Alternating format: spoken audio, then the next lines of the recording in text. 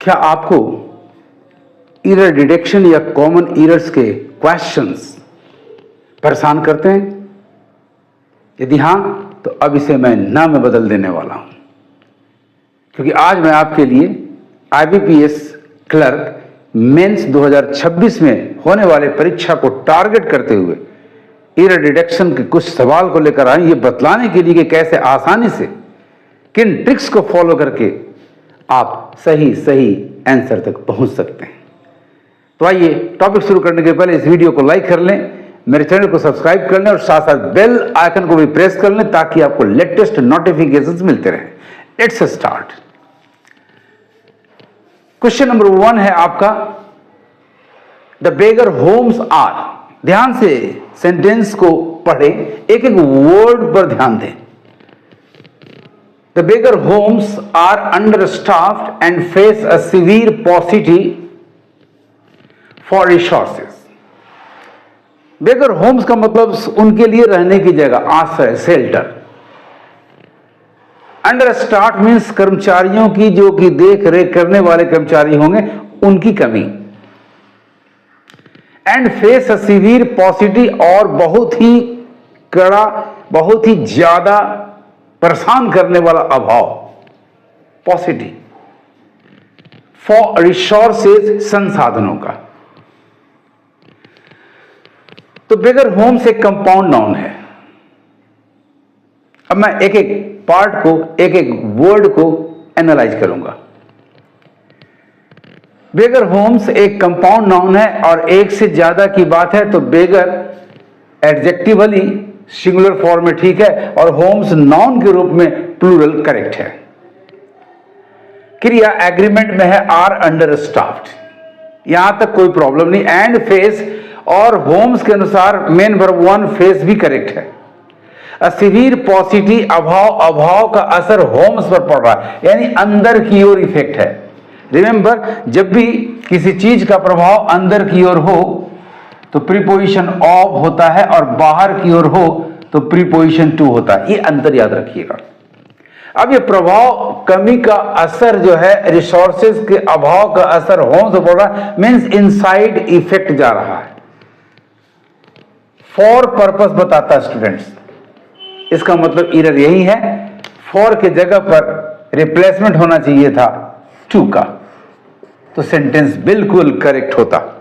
यानी सेंटेंस में एरर मिलेगा उस पार्ट में जिसमें प्रीपोजिशन फॉर की चर्चा हुई है, जिसको हटा करके हमें टू करना है। आइए अब दिए गए 5 पार्ट्स को ध्यान से देखें। तो एक part number E, no error, तो पहले ही बाहर हो गया, अतः इसे आप एलिमिनेट कर दें क्योंकि एरर मिला। अब ढूंढते हैं उस पार्ट को जिसमें प्रीपोजिशन फॉर की चर्चा है। द बेगर होम से करेक्ट है, hence eliminated। Number B, are understaffed, ये भी करेक्ट है, hence eliminated। And face a severe, ये भी करेक्ट है, hence eliminated। Number D, paucity, for मिल गया आपका फॉर, इसके जगह पर होना चाहिए टू, सॉरी, इसके जगह पर होना चाहिए था ऑफ, क्योंकि अंदर की ओर प्रभाव दिखा रहा है। यानी सही आंसर आपका नंबर डी हुआ। इसे मार्क कर ले एज योर आंसर और बाकी सारे को ए, बी, सी एंड ई को एलिमिनेट कर दें। तो डी पार्ट में जो पॉजिटिव फॉर रिसोर्सेज है, फॉर को हटा करके हम प्रीपोजिशन ऑफ लाएंगे। करेक्ट सेंटेंस हमारा होना चाहिए, the beggar homes are understaffed and face a severe paucity, for की जगह of, a severe paucity of resources. Question number 2. The inmates are supposed to receive a vocational training, but they do. अब गौर से देखिए एक एक part को। The inmates are किसी जगह के अंदर रहने वाले लोग, वो बेगर होम्स हो सकता है, वो जेल्स हो सकता है, जेल हो सकता है। द इनमेट्स आर सपोज्ड, माना जाता है, मीन्स एकदम एग्जैक्टली नहीं है, ये एक धारणा है। Suppose to receive a vocational training, but, तो कंट्रास्ट के लिए बट ठीक है, क्योंकि इस साइड पॉजिटिव है तो फिर राइट साइड में यानी दूसरे क्लॉज में नेगेटिव होना चाहिए, तो बट में हम चेंज नहीं कर सकते, एंड भी नहीं कर सकते, तो बट मेरा करेक्ट है। तो फिर बट में ये पॉजिटिव नहीं होना चाहिए, इसके जगह पर नेगेटिव होना चाहिए। Supposed to receive a vocational training, ऐसा माना जाता है कि उनको एक वोकेशनल ट्रेनिंग बस उन्हें मिलता नहीं है, दे डू नॉट रिसीव, इसीलिए कंट्रास्ट है। तो बट मेरा करेक्ट है, लेकिन दे डू की जगह दे डू नॉट होना चाहिए। तो सबसे पहले नंबर ई को मैदान से बाहर कर दें, एलिमिनेट कर दें, नो एरर, क्योंकि एरर है। अब उस पार्ट को आप ढूंढें जहां दे डू है, बट दे डू है, और वो मिला आपका ये, यही राइट आंसर है, क्योंकि ये पार्ट गलत है। डू के जगह पर डू नॉट होना चाहिए था।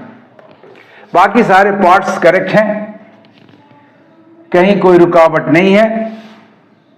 Hence A B C are also eliminated. The correct answer is option number D. और करेक्शन के बाद आपका सेंटेंस जो होना चाहिए था, जो होना चाहिए वो है, the inmates are suppose to receive a vocational training but they do not. Let's come to question number 3. The court quashed those provisions of the BPBA that made begging a punishable offense.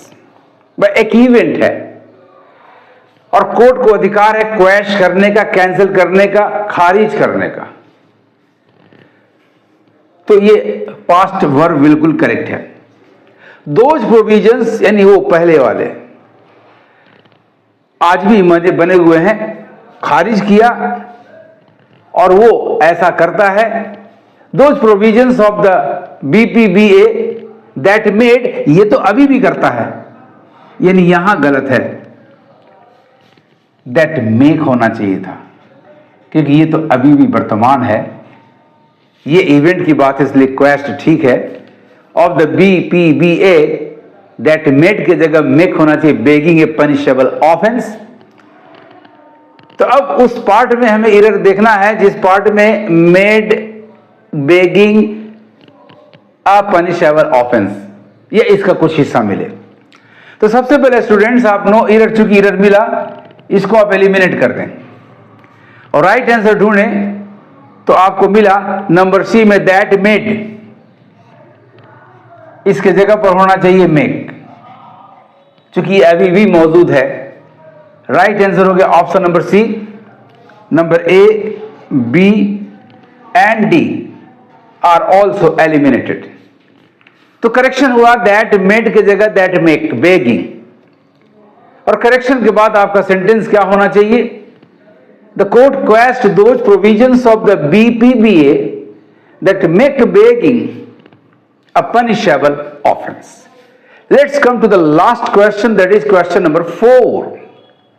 The man had not been a beggar, he would not have been arrested. क्या मतलब निकल रहा है students? आदमी भिखारी नहीं हुआ होता तो वह गिरफ्तार नहीं हुआ होता। इसका मतलब जो फर्स्ट क्लॉज है पास्ट परफेक्ट टेंस में, वो जा रहा है अनफुलफिल्ड डिजायर, यदि ऐसा नहीं हुआ होता तो ऐसा नहीं हुआ होता।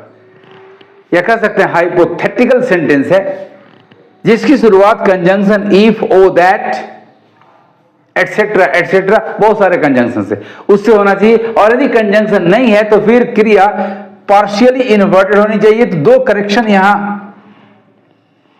होने की संभावना है, तभी सेंटेंस सही होगा। आदर ऑफ द टू, फर्स्ट हमें द मैन के पहले इफ या ओ दैट जोड़ दें तो सेंटेंस होगा if the man had not been a beggar, or that the man had not been a beggar, he would not have been arrested. या हम हैड को आगे ले आए जिसे हम पार्शियल इन्वर्सन कहते हैं, तो सेंटेंस क्या होगा? Had the man not been a beggar, mark कीजिएगा, had the man not been a beggar he would not have been arrested. इसका मतलब हमें वह पार्ट आंसर के रूप में लेना है जिसमें द मैन हैड या हैड नॉट मिले और वो आपको नंबर ए में मिल गया। बी चूंकि करेक्ट है, सी चूंकि करेक्ट है, डी भी आपका करेक्ट है, हेंस एलिमिनेटेड। एरर मिला तो नंबर ई भी आपका मैदान से बाहर हो गया। Right answer is option number A, the man had not, होना चाहिए था हैड द मैन नॉट, या होना चाहिए था इफ की जगह पर कोई और भी कंजंक्शन हम ला सकते हैं, इफ ओ दैट, तो फिर इन्वर्सन की जरूरत नहीं होगी। The man had not, either of the two. तो राइट आंसर स्टूडेंट्स हुआ नंबर ए। करेक्शन के बाद आपका सेंटेंस होगा if the man or that the man had not been a beggar he would not have been arrested, or had the man not been a beggar he would not have been arrested। Students बड़े इत्मीनान से, बड़े ही ध्यान से, बहुत ही धैर्य के साथ एंड सेल्फ कॉन्फिडेंस के साथ आप एक एक हिस्से को ध्यान से पढ़ेंगे और एरर को फाइंड आउट करने की दिशा में बढ़ेंगे। मैं विश्वास दिलाता हूं कि आप असफल नहीं होंगे। आपको मेरे ट्रिक्स, मेरे मेथड्स कैसे लगे कमेंट जरूर करें और इस वीडियो को हाइप, लाइक और शेयर करना कतई नहीं भूलें। Thank you for watching my video.